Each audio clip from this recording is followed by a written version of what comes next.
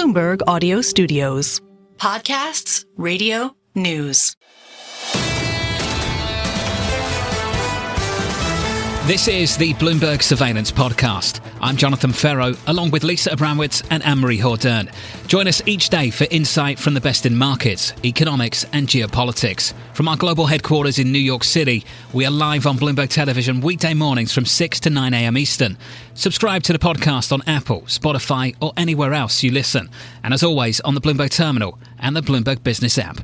Heading into this, the Fed's Jackson Hole Economic Symposium kicking off today in Wyoming.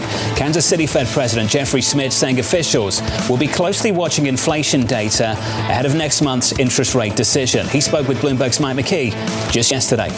This is, as you know, kind of an interesting month because we've got Jackson Hole and then we've got quite a few weeks of data to kind of pull in. So I'm really, I think everybody's quite interested in some of the prints that happened in the last couple months and kind of where they go from here. So I'm like everybody. I think there was some fascinating conversations at the last FOMC. As you know, there were a couple of dissents. I think my interpretation of what's happening, especially in the labor market, is that the first couple quarters, a lot of business people were just saying there's uncertainty enough, and I think they kind of cooled a little bit on the higher side. But the most recent couple weeks that we've been talking to businesses in the district, there seems to be a burgeoning optimism again, that they've kind of digested and they've been agile enough to try to work their way through some of the new policies from the administration, and maybe going forward, maybe we'll see a little bit of uptick. That said, I still believe that the inflation number is trending closer to 3 than 2. Well, we saw that in the minutes that in general the Open Market Committee felt that inflation was a bigger danger at this point. Would you say that's your view now? It would be my view now. I think with an understanding that what may have happened in the first couple quarters on the labor side, which I think concerned several people were on the committee, and me included. But I think this PPI was interesting. That print was interesting. But I really believe that when we talk to a lot of folks in our district, is that if you had to kind of lean or have a bias toward it, would be on the inflation side. Maybe you've moved toward the middle in terms of whether you should hold rates or cut rates. Yeah. It's really fascinating. You think about, and you have great experience in this, when you get to the policy table, when you're talking about it, everything's connected to the dual mandate, right? And when inflation is really ramping up, you have a blunt instrument and you act, which is what we did. Now, as you get closer to the optimum dual mandate numbers, it actually becomes more difficult to make decisions on the margin relative to where that policy rate should go. And so I think that's where you're seeing a lot of the debate now is, where's your lean? Is it do you believe things are too restrictive on the policy rate side or not? I think they're modestly restrictive. I'm still trying to find ways of what's being inhibited in the economy from where our policy rate is today. But I think we're on a good path. So at this point, it probably would be a mistake for Chairman Powell on Friday to say, definitely we're going to cut, as he did last year. Yeah. I always can't wait for that speech. I think he keeps it close fast. I wouldn't front run him even if I knew. But I think that we've been doing so much work this year around the framework, around really getting into how we get this soft landing to 2% without breaking anything. So I think he has a lot of different directions to go, and I think it'll be a very anticipated discussion. Well, how do you think you should communicate going forward? Because there are some people who are candidates to be the next chair who say the Fed talks too much. Yeah. Wow. Well, you hear both sides of that coin all the time, right? One, do we keep too much to our vest? Two, why aren't we doing more kind of transmitting future crystal ball, or how are we interpreting the numbers to a future event? The SEP and the dot plot is maybe some of that, but I don't hear a lot that we don't talk enough or express ourselves enough. I think it's more important where the American public is concerned is they understand. We do a better job on helping them understand what we're doing and why we're doing it. And the dual mandate and the crispness of those two mandates help us a lot in the role we have. I have to ask you about the latest presidential tweets and the attack on Lisa Cook, Governor Cook. I know that Fed officials will always say we don't let politics come into the boardroom. We do just what we think we should do on the economy. We don't even talk about it. But you've got to be getting sick of this. No, well, look, I'm a little philosophical about the whole conversation of Fed independence and where our role is in the American economy. We're almost 250 years old as a nation. I think there's something to be said. We were built on words, and we continue to debate those words legislatively and judicially. Whatever friction we might have with other branches of the government, I think great steel's tested by fire. So we can always be better. We can always do this better. But I think the nature of independence, and I think, don't believe me, believe other nations that have central banks and don't. It seems to work, but I'm always open for the conversation of how do we make it better. Well, do you think the Fed has suffered a hit to credibility by the constant attacks from Washington? I think the credibility issue is more in are we fulfilling our responsibility and role around the actions of monetary policy and monetary operations. And I think the work we do on behalf of the American people is very important to their lifestyle and their living. I want to make sure that our reputation stays strong around the things that we're mandated to do by Congress. Other than that, there's a lot of noise outside of that dual mandate. And look, you take this chair, you do this job, and people are going to have opinions, and I'm fine with that. Then when you talk to people, do they understand why you're not lowering interest rates? Actually, it's interesting. So we're going to have two sets of folks that we would talk to. One are going to be business people and finance people that really, they understand it because they have to. I mean, I'm a former banker. You have to risk manage the cycles of rates to run your bank well and profitably. It's the general public that we continue to try to reach to give them some sense of what this dual mandate means to them. And I think there's a little bit of perfection in the healthy friction between full employment and stable prices. And I actually like that friction, and it allows us to kind of balance and rebalance what we're doing on their behalf. And it's 100% on their behalf. If you reach full employment and if you keep prices stable, people can work and thrive. And I think that's an important piece of what the Fed does.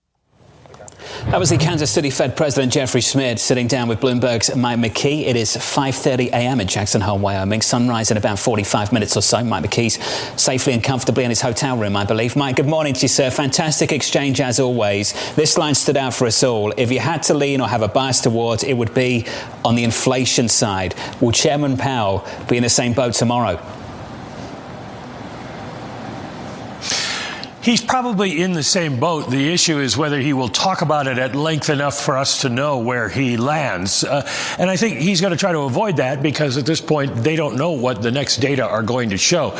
It was interesting, I thought, that Schmid, who has been one of the most hawkish members on the Fed and has pushed against rate cuts anytime soon, is now saying he's open to it if the data show that they need to do that. So if we get a bad employment report and a reasonably moderate moderate inflation number, then you might see more people on the Fed than Waller and Bowman who are willing to vote for a rate cut in September. Mike, what was interesting there is that we did get a bad employment report, and he hasn't changed his views. So when you look at the Federal Reserve minutes from yesterday and everyone turns around and says they're super stale, they're dated, ignore them, I just wonder how many people have maintained those views from their Federal Reserve meetings, even with the payrolls report we got 2 days later. You probably have most of the board retaining those views because basically it was 16 against 18 since Kugler didn't vote, saying that inflation was the bigger risk. And so there's a bias going into September that they shouldn't move, which is not at all what the markets think. And they're going to want to see the data. And again, it's going to come down to a question of how bad the employment report is and how bad the inflation report is. If inflation shows signs of really picking up, then probably September 17th is going to be a tough sell for a rate cut. Mike, just quickly, the increased scrutiny of this institution, an institution that you've covered for a long, long time. It's kind of the elephant in the room in Jackson Hole, Wyoming now. The pressure that's coming from the White House and elsewhere in Washington, D.C. They clearly want to change this institution. They're clearly pursuing that objective in different ways. Mike, I just wonder what the reaction's been on the ground in the last few days while you've been there. Well, basically, everybody agrees that something needs to change in the Fed's framework, which Jay Powell is expected to outline on Friday, because they put a lot more weight on employment in the last framework, and obviously inflation is now a bigger issue for most of them. And then the question becomes, what's the new leader going to do? What's he going to pursue in terms of Fed policy? Some have said, as we were discussing in the interview with Jeff Schmid, that the Fed talks too much. They should dial back on their individual communications and try to explain more about what they're doing. But does that really make a difference in the sense of American people paying attention to this? Wall Street pays attention minute to minute, but do the American people pay attention to it other than basically when they go to the grocery store? Stay with us. More Bloomberg surveillance coming up after this.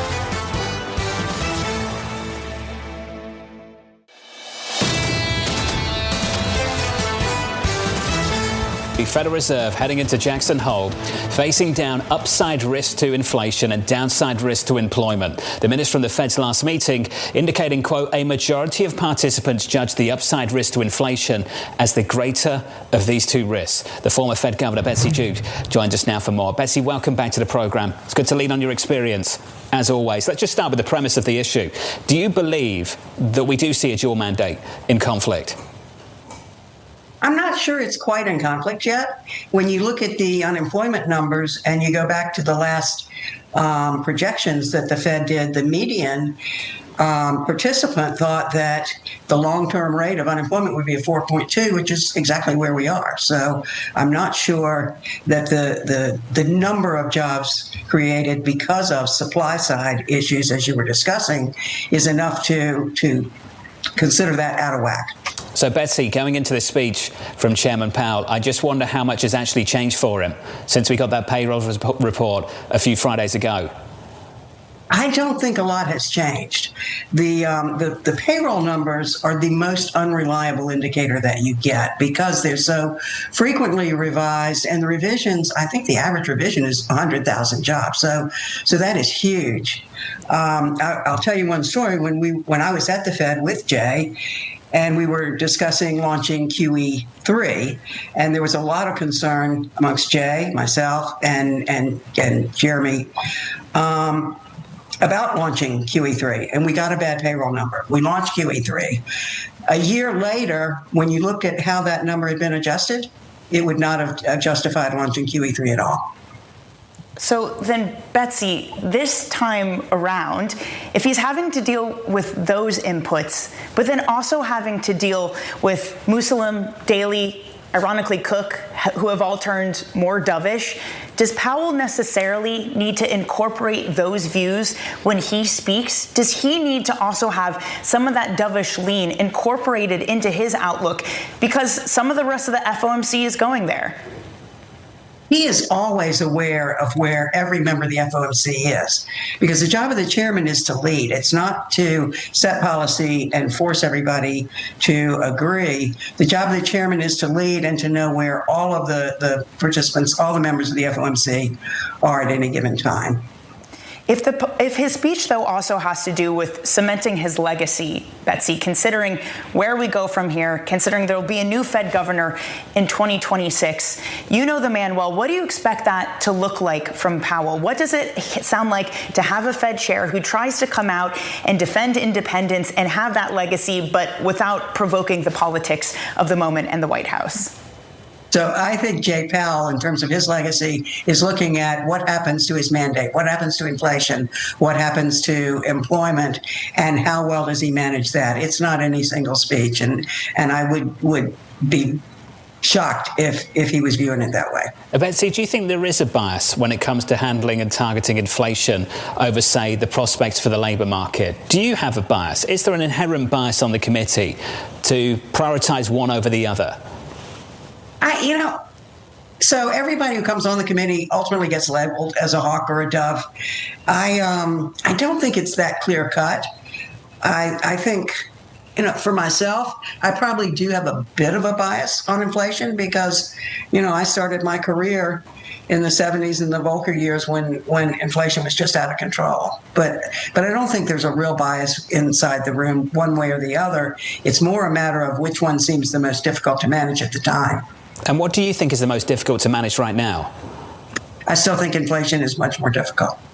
And do you think it gets harder in the months to come? Do you suspect we will see more pass-through from the tariffs? Well, yeah, it's going to be very hard to determine once you start getting pass-through, is that pass-through a one-time price change or is it going to be persistent? And you really, they're going to be watching what expectations are. Inflation expectations are going to be the key over the next year or two. If inflation expectations get out of line, then the Fed will be very concerned. But Betsy, isn't there an argument to be made, which Neil Dutta at Renaissance Macro makes, that it's the direction of travel that's troubling? That inflation, for the most part, has been traveling in the right way, but the labor market is traveling in the wrong way. I just don't see that. I think inflation has been fairly steady. It hasn't been coming down as much as I would have expected if the current setting of monetary policy was as restrictive as some seem to think.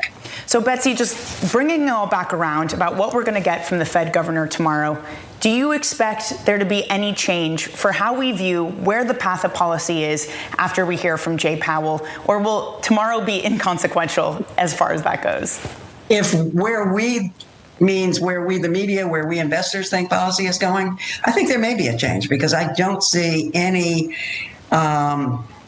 chance that there's a nod toward a September cut or any promise of a September cut. I think he's going to focus primarily on the decision framework and not give any indication of where he's leaning for September. Stay with us. More Bloomberg surveillance coming up after this.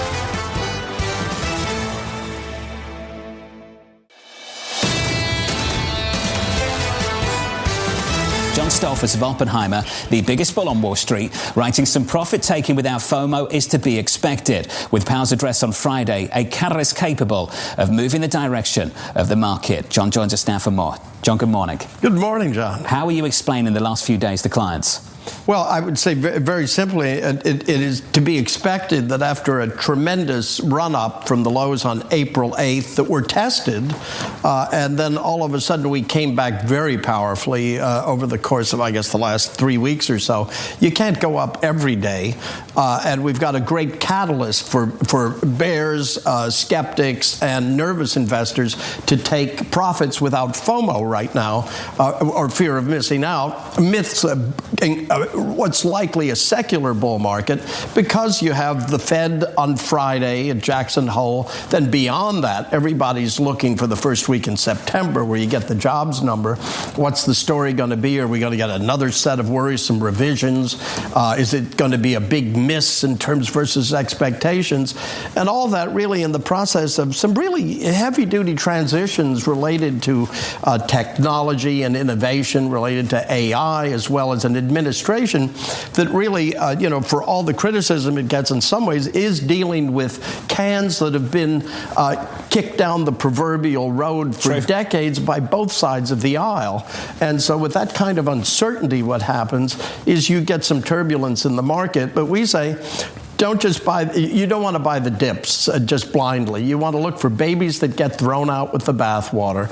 For intermediate and long-term investors, very interesting time, I think, to see things like that. And for traders, in any turbulence, that's where they make their money. So, John, let's unpack some of this. You make two big points, one on the Fed, the other on tech stocks. Let's deal with them individually. I want to start with the Federal Reserve. Okay. The minutes yesterday showed just how offside this committee was going into the payrolls report 2 days after the meeting. What we're all trying to gauge is just how much that payrolls report has changed things on this committee. If so, by how much? And how much will that change this address that we get from Chairman Powell tomorrow? I don't think a heck of a lot, really, because the Fed is one thing it's shown since March of 2022, incredible sensitivity that is related to its dual mandate.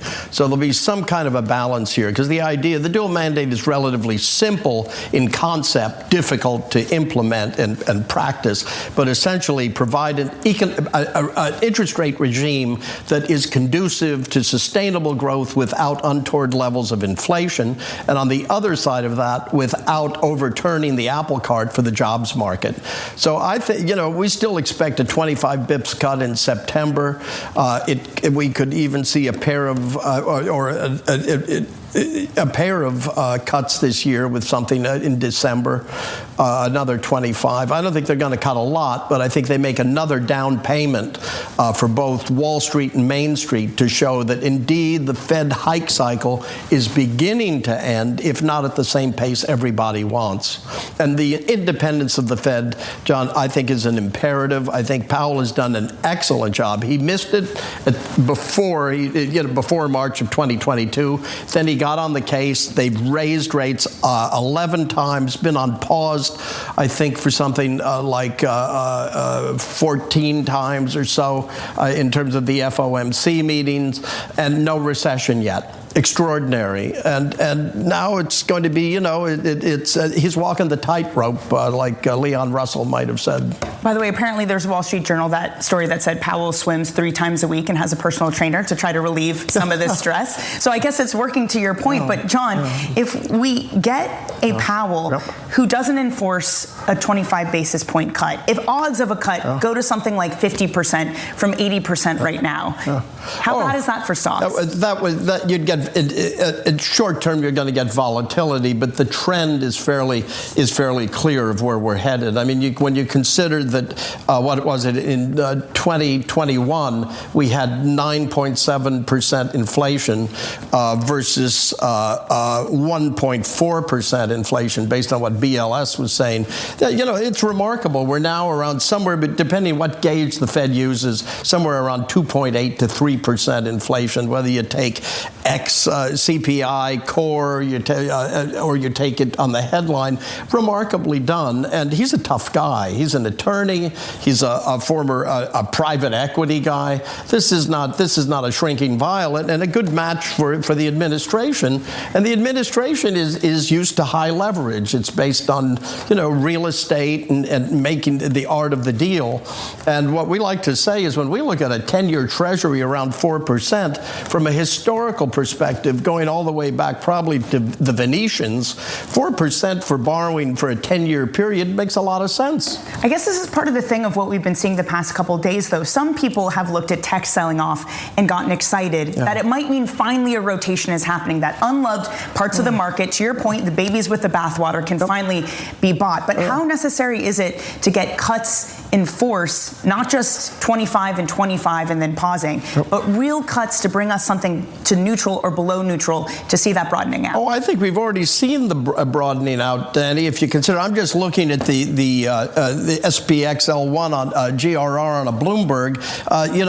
Communication services, that's about 80% tech because it's got the whatchamacallits, the search engines, and it's got the social media, and it's got the streamers in it. But then next, the second best performing is communication service, up 14.6% year to date. But the second best performer is industrials. That's a broadening, 14.5% year to date. It's just 9 bips short of where tech is. Third best performer year to date is utilities. The Utes up 13.3%. You're going to tell me that it hasn't broadened? The fourth best performing is infotech, up 12.5%. Financials are up 9.17%. That's a value sector. Materials are up 8%. Consumer staples, that's Coke, smokes, and soaps, as we used to say in the old days, up 7.36%. Real estate, all kinds of real estate, up 2.5%. So, I mean, that's pretty humble. Healthcare is negative about a little bit less than 1/4 of a percentage point. Consumer discretionary, the consumer, remarkably resilient. The sector still being somewhat brutalized, down around 0.36%. Sure. And energy, you'd think we didn't use gasoline, but we are awash in oil, 0.4% down. So I think it has broadened. To what extent is some of that just a derivative of the same story? You mentioned utilities, perhaps connected to the AI theme. Are we all in one theme, or are there several things playing out simultaneously? It's both. It's several themes playing out simultaneously right now, with a belief within the market from more than just a few corners that the Fed is in the process of lightening up on the tightening cycle.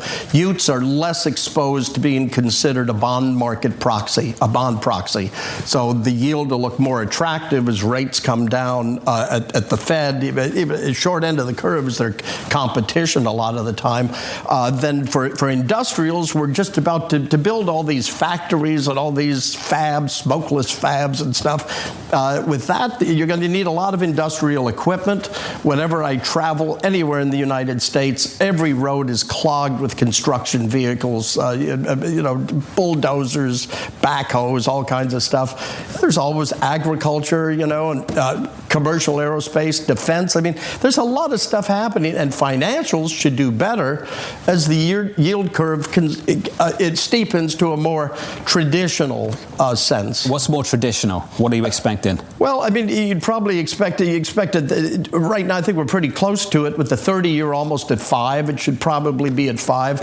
And the 4 probably vacillating, depending upon the given month, somewhere between 3.5 and 4.8. Just to put the scare into people. What did the Medicis of Florence pay for 10-year money?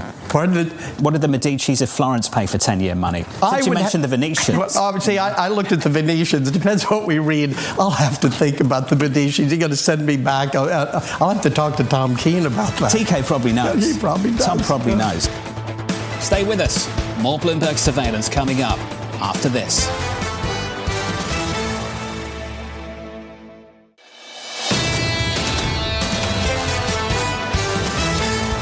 Upside surprise on jobless claims and continuing claims. Equities just about unchanged, but bond yields still start to make a move. We were up a basis point or two across the curve, just about unchanged now at the front end on twos. The 2-year, 10-year and 30-year look like this. If we can switch out the board, could take a look at bond yields right now. Yields unchanged on a 2-year at 374.55. With us around the table, Claudio Irigoyen of Bank of America joins us now for more. Claudio, good morning. It's good to see you. Going into that payrolls report last time around, based on the minutes that we've all seen, this Federal Reserve sounds tremendously offside. Labour market's solid. Only 2 people on the committee seem to be worried about it. They are putting all the emphasis on inflation. How much changed with that one report and all those revisions?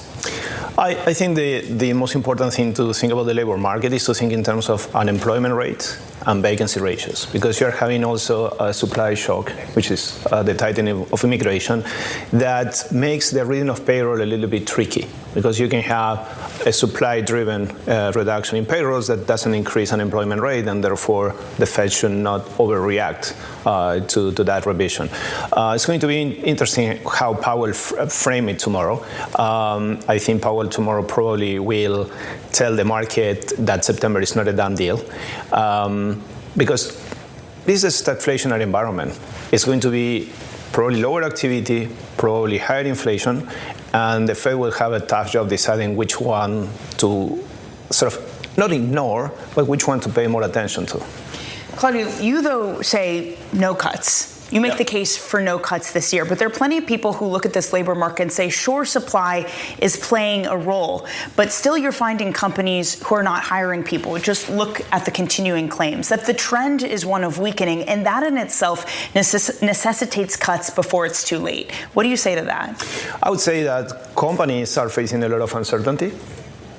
And when you face uncertainty, you are more careful about hiring, you're more careful about firing, and you are more careful about increasing prices because you don't want to lose market share. So we're going to see tariffs on inflation. We are starting to see that, and we're going to see it more over time. The way Trump negotiated with countries like 50% tariff and you have 90 days to come up with a plan gives companies a lot of incentives to front-run imports, build cushions, and therefore you're going to have probably not a spike in inflation, but a lot of persistence towards the end of the year. The runway's longer. Yes. Does that make the job easier for the Fed? No, much more difficult, because the problem they might have, I think Powell thinks in terms of, okay, let's suppose I make a mistake. Which one is more costly? Cutting rates and then inflation peaks in December or January at 3.2, 3.3 core PCE, or staying on hold and then unemployment rate goes up. And I think, credibility-wise, the first one is a bigger cost, the first mistake. So would you also say then, looking at the revisions we had, captured that uncertainty, does that mean that the next payroll report could look stronger? And if it doesn't look stronger, does that mean it's something more than just uncertainty, now that we have more of the tariffs, more of the rates, more certainty under our belt? Could be. We estimate that equilibrium payrolls, which is the number of jobs that you need to create to keep unemployment rate constant, went from probably 110, 120 when you had the immigration boom to something like 70. And we estimate payrolls towards 50K towards the end of the year. So you're going to have some demand destruction, but a big chunk is going to be supply. So as long as unemployment rate that does not shoot up, the Fed will not overreact to those numbers. What you're saying is really important. So let's go through it. I want to give you some more time. What you're essentially saying is you can have a massive step down in payrolls growth, but not an increase in slack. Yes. And labour market slack should ultimately be the focus of this Federal Reserve. Yes. Can the chairman articulate that tomorrow in a speech without sending this market nuts? I think the chairman will say two things. Will say sort of what he said in the press conference, and you can transpire from the FOMC minutes yesterday. And he will say, look, there is a tremendous amount of uncertainty. We have two more payroll numbers because we have one revision and one payroll. We have one inflation print. And we need to balance the risks. And I think he will talk a lot about risks. And I think probably, given that is the last speech as a chairman, assume that it's the last speech as a chairman, I don't think he's going to be reelected, but or reappointed. But as a last speech, he will probably put a lot of focus on the importance of preserving price stability. So if he puts a lot of focus on that, that would be writing off a lot of the other changing views at the Fed. You've had Cook, Daly, Musalem, a lot of the more kind of maybe hawkish-leaning ones start to sound more dovish and saying that that last jobs report did change their mind. Does Powell need to reflect any of that? Look, I think there is still consensus that inflation is still the biggest risk. That's why I said before, I think it's going to be important how Powell conveys the message of the revisions. I mean, is that important or not? We haven't seen yet an increase in unemployment rate. Unemployment rate today is 4.2%. A year ago, unemployment was 4.2%. And the path for tariffs, the path for inflation doesn't look great. And you're going to be probably, at the end of the year, 1 percentage point above the target. So ironically, you are further away on your inflation target. You have a more deviation from your inflation target than from your employment target.